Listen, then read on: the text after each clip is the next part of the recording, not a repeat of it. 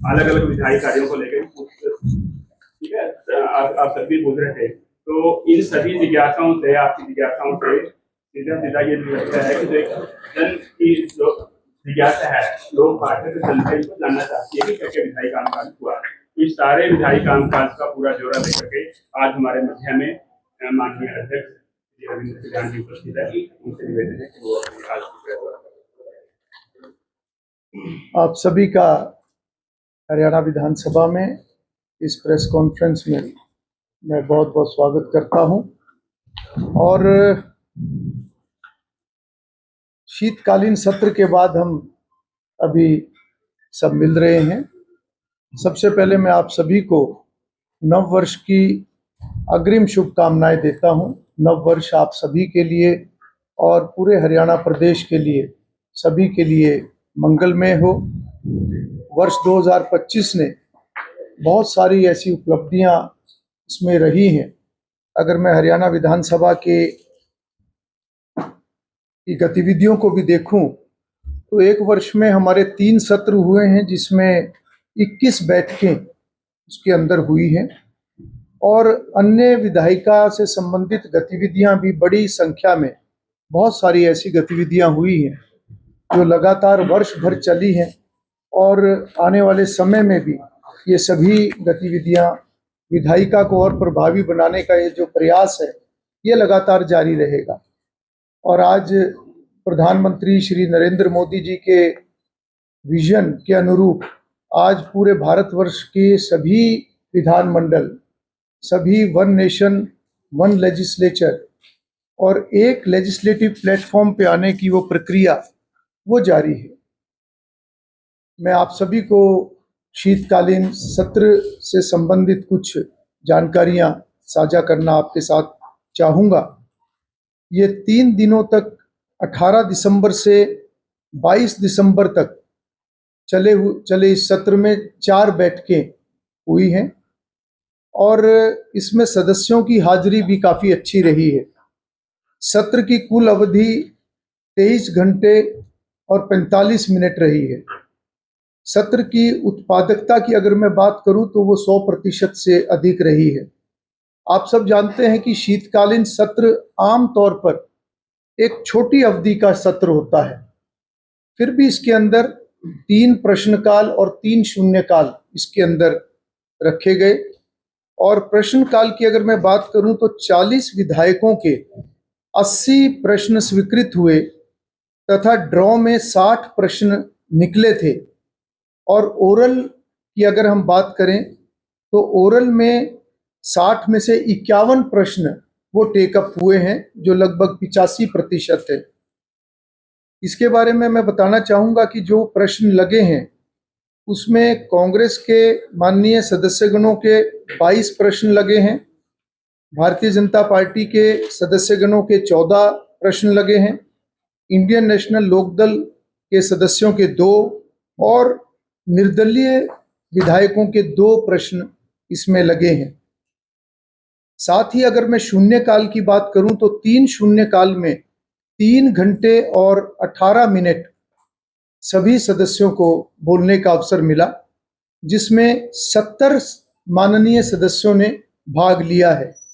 इनमें भारतीय जनता पार्टी के 32 सदस्य 91 मिनट बोले हैं, कांग्रेस के 33 माननीय सदस्य 94 मिनट बोले हैं, इंडियन नेशनल लोकदल के 2 सदस्य 6 मिनट बोले हैं तथा निर्दलीय 3 सदस्य 7 मिनट तक उन्होंने अपनी बात रखी है। कुल मिलाकर सभी माननीय सदस्यगणों को शून्यकाल में बोलने का अवसर मिला है। इस सत्र में 16 विधेयक पारित हुए हैं और साथ ही ध्यान आकर्षण सूचना जो कॉलिंग अटेंशन है वो इंडियन नेशनल लोकदल के श्री अर्जुन चौटाला उनकी तरफ से जो प्राप्त हुई थी उसके ऊपर उसको एडमिट किया गया था, वो टेकअप हुई है।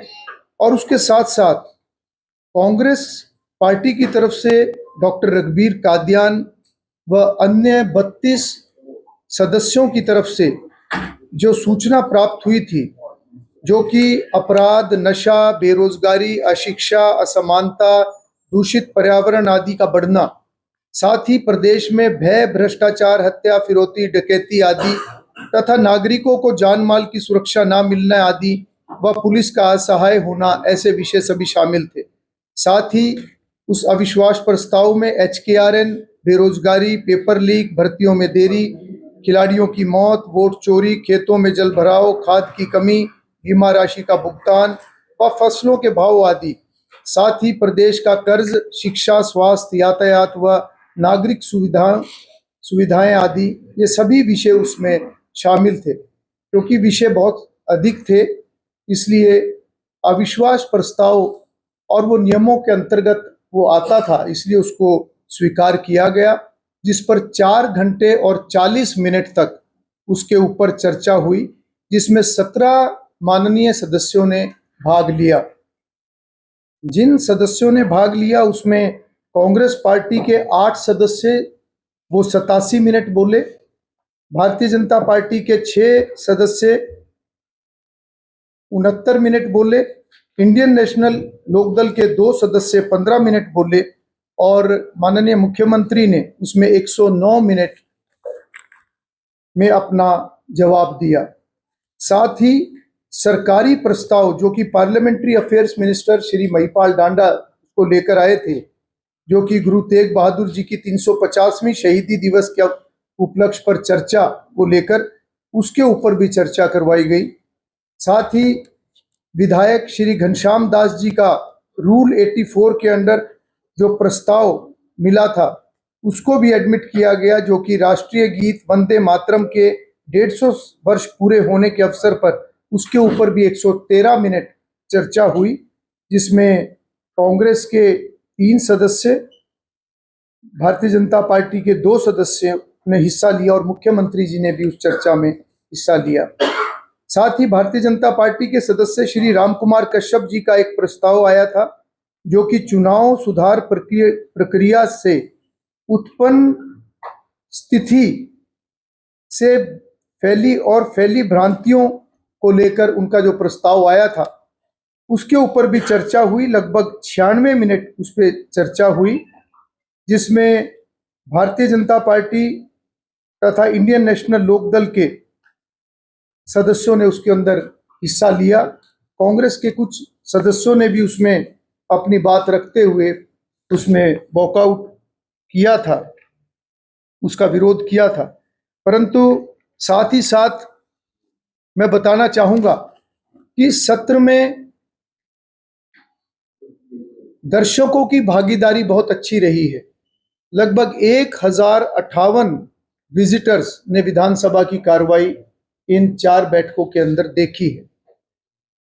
कार्रवाई कुछ समय के लिए बाधित भी रही और बार बार वेल में आने के कारण व सदन में की कार्रवाई में बार बार अनुरोध करने और वार्निंग देने के बाद भी जब उस प्रकार का एक बाधा डालने का कार्य जारी रहा, तो 9 सदस्यों को नेम भी करना पड़ा। हालांकि नेता प्रतिपक्ष और माननीय मुख्यमंत्री के अनुरोध पर तुरंत उनको वापस भी बुला लिया गया था। इसी सत्र में कांग्रेस की सदस्य श्रीमती पूजा द्वारा अध्यादेश निरस्त करने हेतु लाया गया प्रस्ताव, उसको भी शामिल किया गया। और ऐसे ही कांग्रेस के सदस्य श्री आदित्य सुरजेवाला, उनकी तरफ से भी जो प्रस्ताव आया, उसमें भी जो बिल अमेंडमेंट को लेकर चर्चा हुई। कुल मिलाकर बहुत अच्छी चर्चा, काफ़ी सदस्यों ने बहुत अच्छी चर्चा इस सत्र के अंदर की है। और विशेष रूप से मैं बताना चाहूँगा कि पिछले सत्र से इस सत्र के बीच में जो विधानसभा तथा विधानसभा अध्यक्ष द्वारा की गई जितनी भी मुख्य विधायी गतिविधियां, उसकी जानकारी भी पूरे सदन को दी गई है। साथ ही नेता प्रतिपक्ष के रूप में श्री भूपेंद्र सिंह हुड्डा जी की नियुक्ति उपरांत जो विधानसभा में मान्यता मिलने की सूचना, वो भी सदन में दी गई थी। और लगभग हर सदस्य को इस शीतकालीन सत्र में बोलने का अवसर मिला है और मुझे खुशी है कि बहुत से सदस्यों ने अच्छे वार्ता करके, अच्छी चर्चा करके एक अच्छा कंट्रीब्यूशन इसके अंदर दिया है। और अंत में शीतकालीन सत्र की समाप्ति राष्ट्रीय गीत और हरियाणा राज्य गीत के साथ की गई।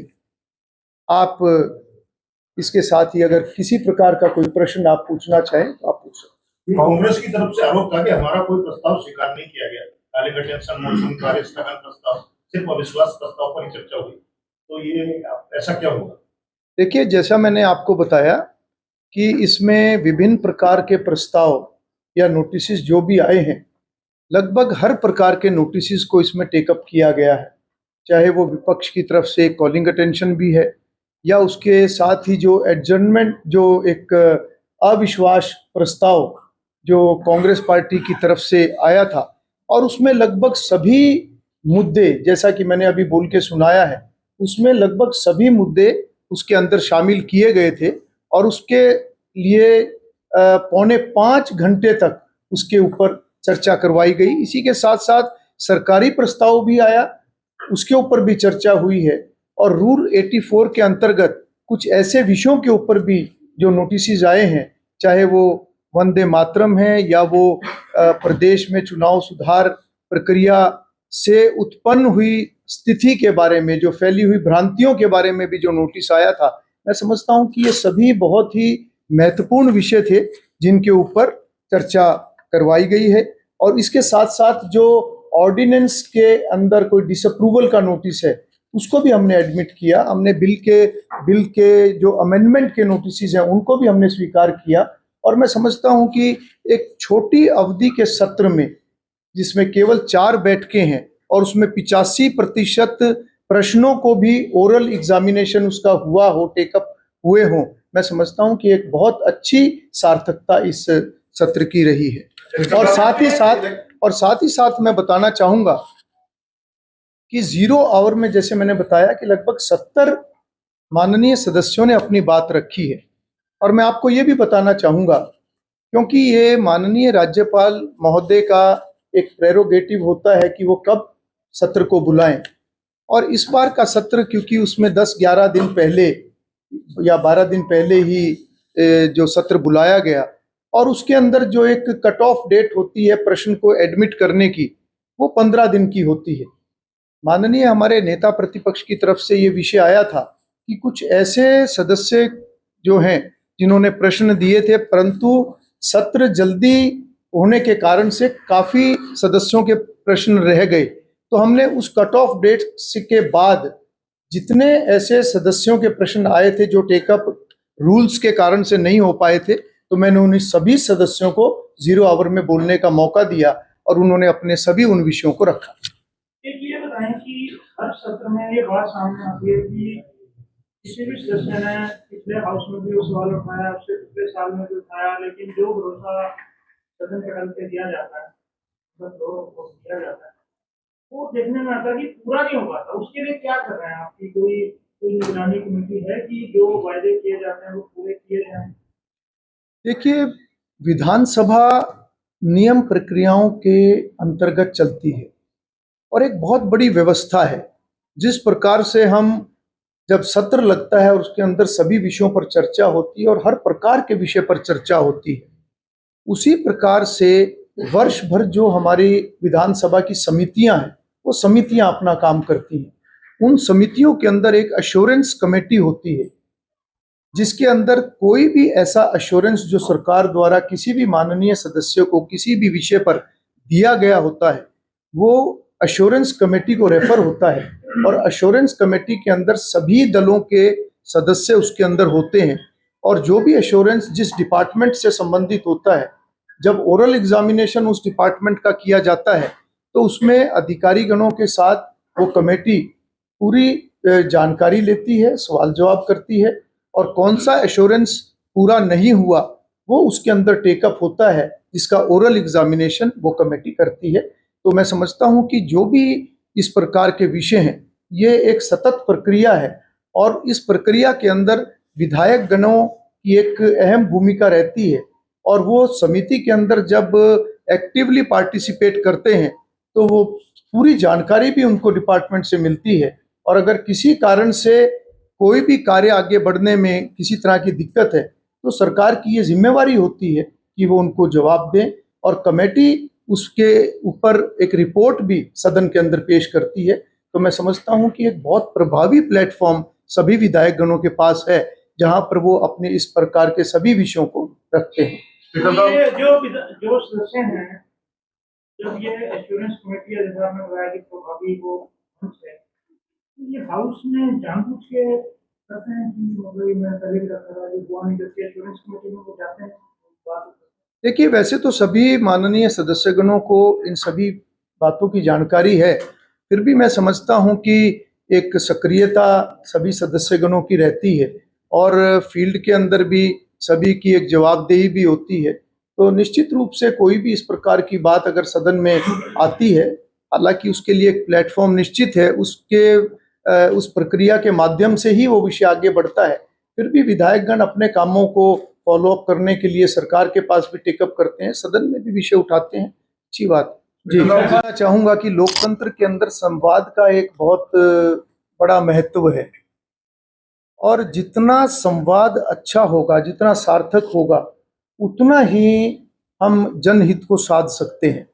और मैं समझता हूं कि सत्र के अंदर कितने प्रकार के विषय आते हैं, कितने प्रकार की चर्चाएं आती हैं, चाहे वो सरकार के कार्यों को लेकर है, सरकार की नीतियों को लेकर है, सरकार की योजनाओं को लेकर है, विभिन्न डिपार्टमेंट्स से जुड़े हुए अलग अलग मुद्दों की बात है, प्रदेश में जो भी करंट में कोई भी ऐसे विषय होते हैं जो लोगों को प्रभावित करते हैं, वो सारे विषय यहाँ पर आते हैं। और कई बार इस प्रकार के विषय भी आते हैं, जैसा कि मैंने अभी बताया कि कई बार कोई कार्य सरकार का या कोई फैसला ऐसा होता है जिसके कारण से समाज के अंदर कोई भ्रांति फैल जाए, तो वो भी जिम्मेवारी सदन और माननीय सदस्यगणों की होती है कि वो प्रदेश की जनता को क्लियर बताएं कि इसकी असलियत क्या है। साथ ही साथ बहुत सारी इस प्रकार के विषय भी आते हैं जो हमारे गौरवशाली इतिहास से जुड़े हुए हैं, ताकि हमारे समाज के अंदर वो विषय भी निरंतर जाते रहें। तो मैं समझता हूं कि हर प्रकार के विषय आते हैं और जितनी व्यापक चर्चा होगी उतना ही एक जागरूक समाज का हम निर्माण कर पाएंगे। और मैं समझता हूं कि व्यवधान से किसी का भी कोई हेतु पूरा नहीं होता, व्यवधान ना हो यही लोगों के हित में है। स्पीकर साहब, जो अभी विषय उठाया, आपने नेम किए कुछ विधायक कांग्रेस के, उसमें से एक विधायक का वीडियो काफी वायरल हुआ, क्या आपने भी देखा होगा, गीता बुक्कल लेडी मार्शल को थप्पड़ दिखाती हुई नजर आई। तो क्या आप उसके ऊपर कोई एक्शन कर रहे हैं या कोई सोमोटो ले रहे हैं या कोई शिकायत आई? देखिए, मैं इतना ही कहना चाहूँगा, क्योंकि विषय कोई भी अगर नोटिस आता है तो उसका संज्ञान लिया जाता है। फिर भी मैं ये कहना चाहूँगा कि हर स्थान की, हर व्यक्ति की और हर जगह एक मर्यादा होती है। परिवार के अंदर हम जब रहते हैं तो परिवार में बहुत सारी छूट होती हैं, परंतु जब हम समाज में जाते हैं तो कई बार वो छूट नहीं होती, कुछ बंदिशें होती हैं, मर्यादा समाज की होती है। इसी प्रकार से जब हम विधानसभा और पार्लियामेंट की बात करते हैं, ये लोकतंत्र का सबसे बड़ा मंदिर है और हम सब जानते हैं कि मंदिर की अपनी एक मर्यादा होती है, जो कि समाज की सबसे बड़ी मर्यादा हम उसको कहते हैं। और ये लोकतंत्र के मंदिर में हम सबको मर्यादित रहना चाहिए, ऐसा मैं विशेष रूप से कहूँगा। कोई भी कार्य, कोई भी हमारा इस प्रकार का कोई एक्ट ना हो जो कि एक समाज के अंदर गलत संदेश जाए, क्योंकि हम सभी यहाँ पर जो सदस्य जो चुनकर आते हैं, हम लोगों के प्रतिनिधि हैं। असली पावर, असली ताकत लोगों की है और जनप्रतिनिधि का काम केवल लोगों की भावनाओं को सदन में व्यक्त करना, सरकार को के ध्यान में लाना कि लोगों की क्या तकलीफें हैं, क्या विषय हैं, और वो जितनी मर्यादा में रहकर, नियम प्रक्रियाओं के तहत रहकर हम काम करेंगे, मैं समझता हूं उतना ही लोगों का भला होगा। एक एक करके तो वो बाद में प्रेस कॉन्फ्रेंस में, लॉबी में प्रेस कॉन्फ्रेंस की, उसने बाहर भी खेद व्यक्त कर दिया उस घटनाक्रम पे। तो ये कहते कि मैं हाउस में माफी मांगना चाहता था लेकिन मुझे मौका नहीं मिला। तो अब इसको बाहर वो माफीनामा जो कर रहे हैं उसको किस तरह से देते हैं, और हाउस में प्रिविलेज वो चलेगा इसी तरह या? देखिए बहुत सारे विषय हैं। वैसे तो ये, इसको मैं दुर्भाग्य ही कहूँगा कि कोई भी अमर्यादित बात या व्यक्तिगत इस प्रकार का लांछन लगाना या टिप्पणी करना, ये मुझे लगता है कि ये सभी अवॉइडेबल हैं पर फिर भी कई बार इस प्रकार का प्रकरण हो जाता है तो साथ के साथ वो विषय सुलझ भी जाता है। परंतु अगर कोई विषय ना सुलझे तो नियमों के अनुरूप अगर कोई नोटिस आता है तो स्पीकर को उसको एक्सेप्ट भी करना पड़ता है और उसके बाद की जो प्रक्रिया है वो प्रक्रिया के तहत आगे कार्रवाई चलती है। इसी प्रकार से जो एक प्रिविलेज मोशन अगर आता है तो प्रिविलेज कमेटी को वो रेफर होता है, तो प्रिविलेज कमेटी के अंदर वो विषय जाके सेटल भी होता है या उसके ऊपर जो भी निर्णय प्रिविलेज कमेटी का होता है वो सदन के सामने कमेटी रखती है। स्पीकर साहब, अभी जो दूसरे दो क्वेश्चन पूछे गए कि इसके अंदर कुछ विधायकों को नेम किया गया, तो जो प्रेसिडेंट है तो उसमें एक नाम बाद में और भी आपने लिया है और साहब का नाम था, ऐसा लगा कि वो उन्होंने शायद नहीं, देखिए वो नहीं, वो रिकॉर्ड में जितने नाम आते हैं वही टेकअप होते हैं जी। जो नौ मेंबर के जो स्टैंड ऑफ जो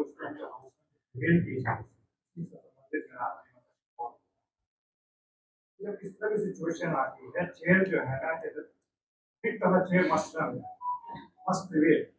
चेयर ने कहा कि जो है ना, कि स्टैंड ऑफ हुई थी, मार्शल्स को ऑर्डर किया आप इनको जो है आगे उनको डेटे रखिए। लेकिन उस सिचुएशन में यहाँ की एक तो चेयर का जो दूसरा जो आपने मर्यादा का प्रश्न उठाया, क्या विधानसभा के इस मंदिर में किसी भी माननीय सदस्य एक्सपोज कर भी आना मर्यादा की इसमें, इसके ऊपर आप क्या कुछ टिप्पणी करना चाहेंगे, कुछ इस पर रोशनी डालना चाहेंगे? देखिए, जैसा कि मैंने पहले भी कहा कि जो भी इस महान सदन में चुनकर आता है वो जनता का प्रतिनिधि है और मैं समझता हूँ कि इस मंदिर का एक अलग ही एक मर्यादा है और उस मर्यादा में को अगर हम बनाए रखें तो वो सबके हित में है। बेहतर हो कि इस प्रकार की परिस्थिति ना बने। अगर इस प्रकार की स्थिति बनती है तो नियमों के हिसाब से चीज़ें आगे बढ़ती हैं, परंतु उससे पहले भी मुझे लगता है कि चेयर की तरफ से बार बार अनुरोध भी किया जाता है। अनुरोध करने के बाद फिर भी अगर इस प्रकार की स्थिति बनी रहती है तो वार्निंग भी दी जाती है। और नेम करना तो ये बहुत उसके बाद का एक विषय होता है, क्योंकि आखिर में प्रदेश की जनता भी देखती है और ये किसी के हित में नहीं है कि इस प्रकार की स्थिति बने। और अगर नेम करना पड़े तो फिर बड़ा दुर्भाग्यपूर्ण वो एक स्थिति होती है, परंतु एक व्यवस्था बनाए रखने के लिए इस तरह के कदम उठाए जाते रहे हैं और उठाने पड़ते हैं। परंतु अगर इस प्रकार की स्थिति बनती है तो मुझे लगता है कि मेंबर्स पहले इस बात का ध्यान रखें कि ऐसी स्थिति ना आए, परंतु इसके बाद भी जो बनती है तो उसको फॉलो करें। चेयर को एक एक करके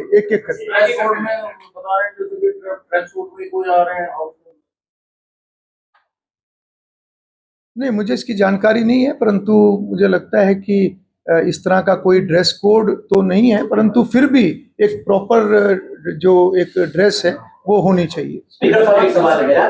स्पीकर साहब, इधर अमूमन जो इस बात का सेशन हुआ तो तमाम मंत्रियों में चर्चा है कि इस बार विधानसभा स्पीकर ने मंत्रियों को बिठा दिया, जबकि वो सरकार का पक्ष रखते थे। कई मंत्रियों ने आपस में चर्चा की कि भी हम सरकार का पक्ष रख रहे हैं, लेकिन स्पीकर साहब ने हमें भी बिठा दिया, जबकि हम सरकार का एक पार्ट है। वो कहते विधानसभा की शायद ऐसी कोई रूलिंग नहीं है कि जिसमें आप मंत्री को बिठा दें। क्या है, मतलब आपकी नजर से इसको किस तरह से देखते हैं? देखिए, ऐसा कुछ नहीं है। जो सरकार के मंत्री होते हैं, मंत्री को सरकार का पक्ष रखना होता है और उनको अधिकार है वो कभी भी इंटरवीन करके अपना विषय रख सकते हैं। परंतु कभी कभी ऐसी परिस्थितियां होती हैं जहां पर कोई स्थिति खराब ना हो तो उसमें पक्ष विपक्ष का विषय नहीं होता। उस समय में हाउस ठीक से चले, स्पीकर की वो प्राथमिकता होती है, क्योंकि हाउस अगर ठीक से चलेगा तो कहीं ना कहीं उसी से लोगों को लाभ होगा और किसी तरह की परिस्थिति ना बिगड़े। तो उसके लिए कई बार स्पीकर को टोका टाकी जनहित में करनी पड़ती है, वहाँ की मर्यादा बनाने के लिए करनी पड़ती है। सत्र के आखिरी दिन जो है इलेक्टोरल बॉन्ड को लेकर जब चर्चा होती है तो आपके और विपक्ष के बीच जो है काफी ज्यादा रूल एंड रेगुलेशन को लेकर सब जो है देखने को मिलता है। किस प्रकार देखते हैं? विपक्ष ने उसके बाद भी कहा है कि इस प्रकार की चर्चा जो है वो नहीं की जाती।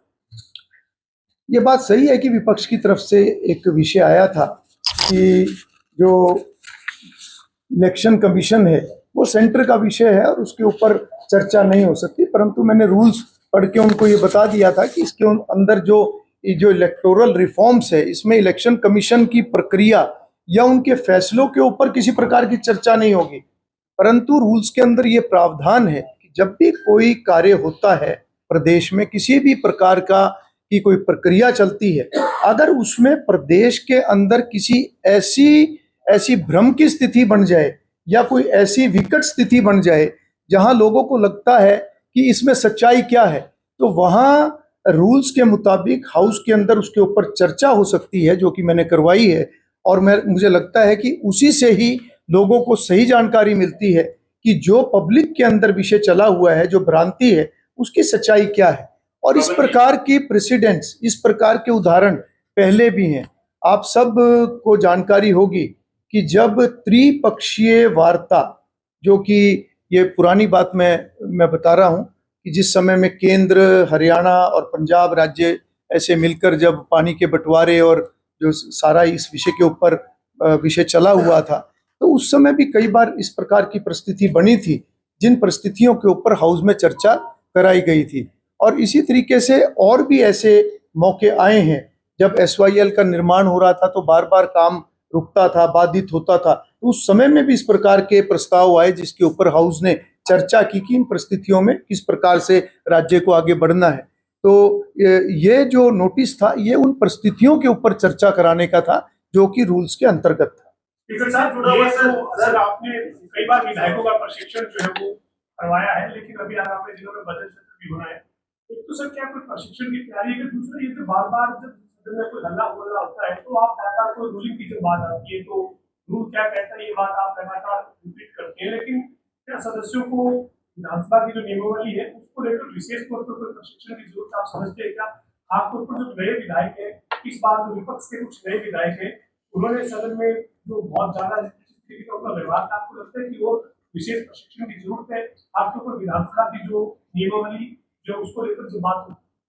देखिए, मैं ये कहना चाहूँगा कि बहुत सारे नए सदस्य, वो बहुत अच्छा उनका प्रदर्शन है, परंतु जहाँ तक आपने ये विषय रखा है, इसमें मैं स्पष्ट रूप से बताना चाहूँगा कि नियम प्रक्रिया वो बिल्कुल स्पष्ट है, परंतु उसके बाद भी बहुत सारी चीज़ें होती हैं जो हर व्यक्ति को खुद के ऊपर ही कोई ना कोई एक, कहाँ तक हमारी लिमिट्स हैं या कहाँ तक मर्यादा में हम रह सकते हैं, वो मुझे लगता है कि सबकी एक जिम्मेवारी है।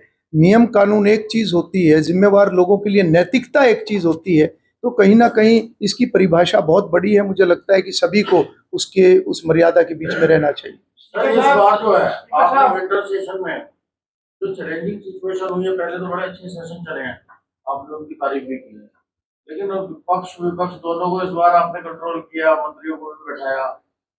विंटर सेशन को किस तरह से ले रहे हैं इस बार? नहीं, देखिए, हर सेशन में विषय अलग अलग होते हैं, हर सेशन के हालात अलग अलग होते हैं, और इसको मैं बहुत बड़ा उस तरह से नहीं मानता, क्योंकि आखिर में जो भी सत्र के अंदर विषय होते हैं वो जनहित के लिए होते हैं, और इस प्रकार की परिस्थितियां कभी कभी बनती हैं। तो स्पीकर की जिम्मेवारी है कि हाउस ऑर्डर में चले, और सत्ता पक्ष हो या विपक्ष हो, सबको बैलेंस करने का मेरा हमेशा प्रयास रहता है, और ये प्रयास रहता है कि अधिक से अधिक सदस्यों को बोलने का अवसर मिले ताकि वो लोगों की भावनाओं को यहाँ व्यक्त कर सकें। डॉक्टर साहब, ये ओरिएंटेशन प्रोग्राम भी किया आपने विधायकों के लिए, खासकर नयों के लिए, लोकसभा भी अभी लेके गए सबको। ये विंटर सेशन में जैसे पहले के जो सत्र हुए, ओरिएंटेशन प्रोग्राम के बाद क्या आप सेटिस्फाई हैं इस ट्रेनिंग से, इसका कुछ नतीजे देखने को मिले आपको? देखिए, ट्रेनिंग का हमेशा लाभ होता है, और मैं समझता हूं कि अभी जैसे हरियाणा विधानसभा का हमने एनुअल कैपेसिटी बिल्डिंग प्लान को लॉन्च किया है अपने अधिकारियों और कर्मचारियों के लिए, ताकि उनकी दक्षता बढ़े और हर विषय पे किस प्रकार से काम करना है वो चीज़ों में क्लैरिटी हो, ज्ञानवर्धन हो, अपडेटेड हो। इसी प्रकार से जो माननीय सदस्य हैं, जो जनप्रतिनिधि हैं, उनका एक्सपोजर बहुत ज़्यादा होता है, उनका एक्सपीरियंस बहुत ज़्यादा होता है, परंतु फिर भी विधायिका के अपने नियम प्रक्रियाएं हैं। विधायिका के अंदर किस प्रकार से हमें अपना कार्य करना है, ये अलग से एक ऐसा विषय है जिसकी जानकारी मैं समझता हूं कि जितना ज़्यादा से ज़्यादा हमारे विधायक ही वो एक अच्छे लेजिस्लेटर साबित होंगे। और मुझे लगता है कि ये ट्रेनिंग प्रोग्राम, ओरिएंटेशन प्रोग्राम हम लगातार जारी रखेंगे, और बहुत से अधिकतर जो हमारे सदस्य हैं उन्होंने इस बात को स्वीकार किया है कि इन कार्यक्रमों से उनको लाभ हुआ है और उनकी रुचि भी विधायिका के प्रति बढ़ी। सर इसमें दो चीजें हैं। एक तो हुड्डा साहब ने भी लास्ट डे पर एक क्वेश्चन उठाया था, आपसे बात की थी कि उन्होंने कहा कि ऐसा पहली बार हुआ जब मेन ऑपोजिशन जो कि कांग्रेस है उनका कोई कॉलिंग अटेंशन या फिर कोई भी काम देखिए, मैं इसका जवाब दे चुका हूँ। ठीक है, पहले और दूसरा सर एक ना कुछ फोन से वीडियोस भी जो है वो विधानसभा के अंदर से रिलीज हुए हैं, ये देखा गया है। रूल्स के मुताबिक क्या ये अलाउड है? जिस तरह नहीं, मुझे उसकी जानकारी नहीं है। अगर ऐसी कोई जानकारी मिलेगी तो मैं संज्ञान लूंगा। आशीष वर्मा जी। जी, सर कांग्रेस ने आपके द्वारा बायसनेस होने का आरोप लगाया। एक नेता सदन की तरफ से ये बात कही गई है पोजीशन की तरफ कि भाई चेयर को लेकर के चेयर को रिस्पेक्ट करनी चाहिए, उसके लिए नेता सदन ने चिंता जताई, क्योंकि यहाँ से ये विधानसभा से निकल करके बहुत सारे साथी जो है चले चले आगे पहुंचते हैं लोकसभा के अंदर। चेयर को लेकर के जो रिस्पेक्ट होनी चाहिए सारे उसको लेकर के जो मुख्यमंत्री उसको आप किस तरीके से देखते हैं? नहीं, मुझे लगता है कि एक अच्छा वातावरण हरियाणा विधानसभा का है और ये कभी कभी इस प्रकार की परिस्थितियां बनती हैं, परंतु कुल मिला के सब मिलकर सही दिशा में आगे बढ़े, ऐसी मेरी अपेक्षा है। अध्यक्ष जी, हुड्डा साहब ने प्रेस कॉन्फ्रेंस की थी अभी 2 दिन पहले, उसमें स्पष्ट रूप से उनका कहना था कि जिस तरह से उनका अध्यक्ष से हम लोग बात बीएससी मीटिंग में भी चर्चा हुई, वो पूर्व विधानसभा में बात नहीं आई। विपक्ष को काफी समय और ज्यादा समय मिला है। साथ ही साथ बीएससी के अंदर जो विषय आया था सिटिंग बढ़ाने का, जो सिटिंग बढ़ाने का विषय आया था, तो मैंने एक सिटिंग बढ़ाई भी है। जी, विषय पे चर्चा ही नहीं हुई जो विषय चाहते थे। जी, मैंने इसका जवाब दे दिया। जी, जी। उनका कहना था कि वो पिछले 6 साल से फोन निकालते अपने सवाल उठाए हैं, लेकिन उनका जवाब सदन की ओर से नहीं है। सर वो फोन निकाल में जो सवाल पूछते हैं उनका जवाब क्या है? देखिए, ये मैंने जैसा अभी बताया है कि जो भी माननीय सदस्य अपनी बात रखता है उसके अंदर जो होने वाला कार्य होता है, सरकार अगर उसकी हामी भरती है, अगर एश्योरेंस देती है, तो वो कमेटी के पास जाता है। कमेटी उसको रेगुलर उसकी मॉनिटरिंग होती है और उसके ऊपर कार्य भी कमेटी करती है। नए विधानसभा के बारे में क्या प्रोग्रेस है? सर सदन नए में विधानसभा प्रदर्शन करना चाहे तो किस तरह से करे, क्योंकि बेल में जाता है, आपने नाम नेम कर दिया। नहीं, देखिए, सड़क का प्रदर्शन और यहाँ का विरोध, वो उसमें दोनों में फर्क होता है। जो सदन है ये लोकतंत्र का मंदिर है, यहाँ पर हम शब्दों से अपनी बात रखें और विषय के ऊपर गंभीरता से अपनी बात रखें। सार्थक चर्चा का मतलब ये नहीं होता कि हम विरोध नहीं कर सकते। विरोध भी हम अच्छे तरीके से कर सकते हैं और वो पूरा का पूरा प्रावधान है, और मुझे लगता है उसी लिमिट में रह के सब करें तो वो जनहित में है। जी, ये सब नए विधानसभा हम लोग देखते आ रहे हैं, जी, उससे बेहतर ये विधानसभा हम मानेंगे कि कम से कम विरोध हुआ, कम से कम लोग जेल में आए। इस बार ही जेल में आने का जरूरत आया है। आपको कैसा महसूस होता है कि इस बार आप और किस तरीके से बेहतर और कर सकते हैं या कुछ कमी रह गई? देखिए, हरियाणा विधानसभा के अध्यक्ष के नाते मेरा ये दायित्व भी बनता है कि सदन सुचारू रूप से चले और उसमें सभी के सहयोग के साथ ही ये संभव है।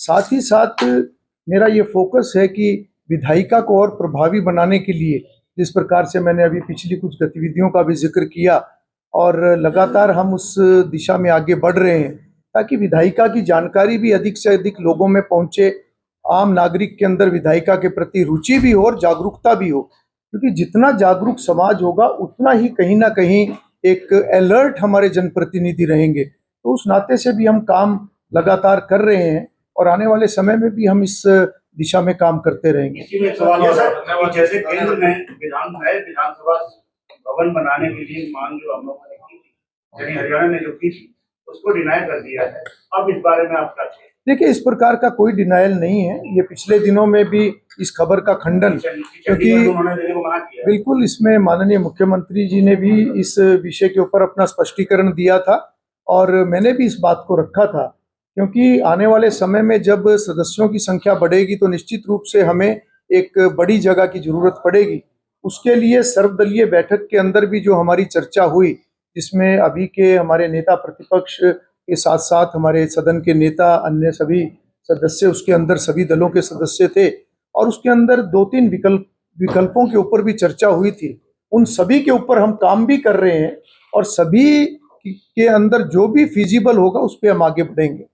ये सर नए विधान भवन के बारे में क्या स्थिति है, सभी जानना चाहते हैं। मैंने अभी यही जवाब दिया है कि हम जिन विकल्पों के ऊपर हम काम कर रहे हैं उनको सभी विकल्प खुले हैं, उनमें से जो भी फिजिबल होगा या जिस पे भी हम आगे बढ़ पाएंगे उस पे आगे बढ़ेंगे। और निश्चित रूप से जब सदस्यों की संख्या बढ़ेगी तो किसी प्रकार की कोई दिक्कत नहीं होगी, वो सब हमने इंतजाम किया हुआ है। जो चर्चा वहां हो चुकी है मैं उसको यहाँ दोहराना नहीं चाहूंगा।